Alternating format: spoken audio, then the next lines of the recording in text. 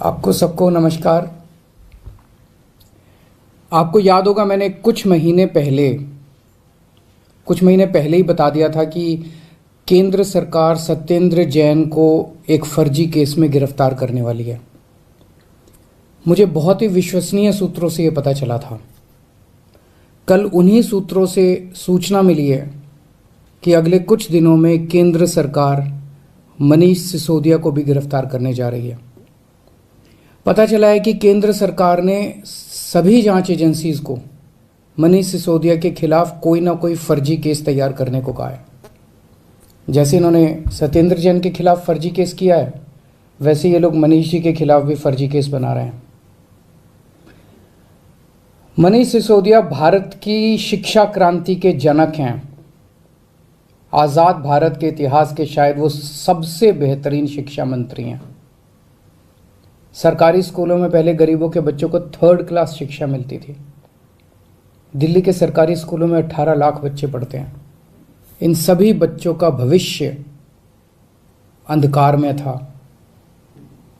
मनीष जी ने इन बच्चों को अच्छे और सुनहरी भविष्य की उम्मीद दी है। मनीष जी ने इनके माता पिता की आंखों में चमक दी है। आज मैं उन 18 लाख बच्चों से पूछना चाहता हूं, बच्चों, क्या आपके मनीष सिसोदिया भ्रष्ट हैं? मैं उनके माता पिता से पूछना चाहता हूं कि ये लोग आपके मनीष सिसोदिया को भ्रष्ट कह रहे हैं, आपको क्या लगता है? मनीष सिसोदिया ने ना केवल दिल्ली बल्कि पूरे देश के गरीब बच्चों को उम्मीद दी है कि उनके स्कूल भी बदल सकते हैं। दिल्ली की शिक्षा क्रांति की धमक केवल भारत में ही नहीं, आज पूरी दुनिया में गूंज रही है। पूरी दुनिया के देशों से दिल्ली सरकार के पास निमंत्रण आ रहे हैं, हमें भी हैप्पीनेस क्लास सिखाओ, हमें भी एंटरप्रेन्योरशिप क्लास सिखाओ। मनीष जी ने पूरी दुनिया में भारत का नाम रोशन किया है। ऐसे व्यक्ति को जेल में डालना चाहिए या उन्हें पूरे देश के स्कूलों को ठीक करने की जिम्मेदारी देनी चाहिए? मुझे ऐसा लगता है कि सत्येंद्र जैन और मनीष सिसोदिया को फर्जी मामलों में जेल में डाल के दरअसल ये लोग दिल्ली में शिक्षा और स्वास्थ्य के क्षेत्र में जो अच्छे काम हो रहे हैं ना, उन्हें रोकना चाहते हैं। पर चिंता मत कीजिए, मैं ऐसा कभी नहीं होने दूंगा। सभी अच्छे काम चलते रहेंगे। मैं हमेशा कहता हूं, मुझे राजनीति करनी नहीं आती।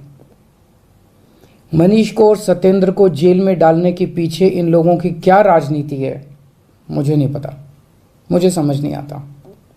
मुझे केवल ये पता है कि मनीष और सत्येंद्र जैसे लोगों को जेल में डालने से केवल देश का नुकसान है।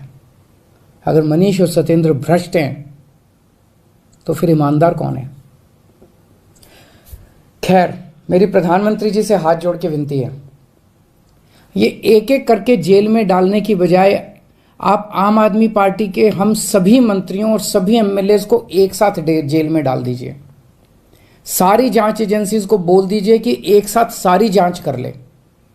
आप एक एक मंत्री को गिरफ्तार करते हो, इससे जनता के कामों में बाधा होती है। अब सत्येंद्र जैन जी दिल्ली में कई और नए मोहल्ला क्लिनिक बनवा रहे थे। वो दिल्ली में पानी और बढ़ाने के लिए कई नए प्रोजेक्ट्स पे काम कर रहे थे, यमुना की सफाई पे काम कर रहे थे। अब वो सारे प्रोजेक्ट्स धीमे पड़ जाएंगे। जिस केस में उन्हें गिरफ्तार किया है आपने, उसकी जांच पहले ही सीबीआई और इनकम टैक्स वाले कर चुके हैं। उन्हें कुछ नहीं मिला क्योंकि केस तो फर्जी है, उसमें कुछ है ही नहीं। अब उसी केस की दोबारा जांच ईडी कर रही है। एक एक केस को कई कई साल तक अलग अलग एजेंसी बस जांच ही करते रहेंगे क्या? तो फिर जनता का काम कब करेंगे हम लोग?